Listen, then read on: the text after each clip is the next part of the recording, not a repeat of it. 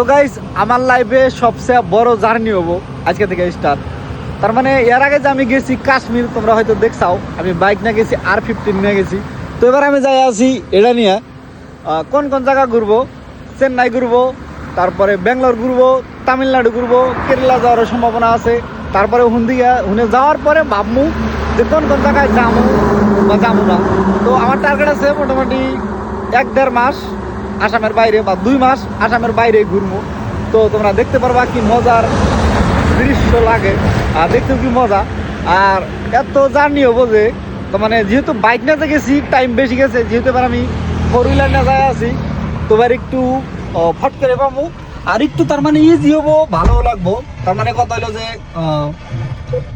Bike নিয়ে গেতে গেলা বহুত মানে বস্তু ফেস করা লাগে, যেটা নিয়ে নাকি 4 সেকেন্ডে ফেস করা লাগবে না। কারণ বৃষ্টি হয়, ওটাতে প্রবলেম হয়।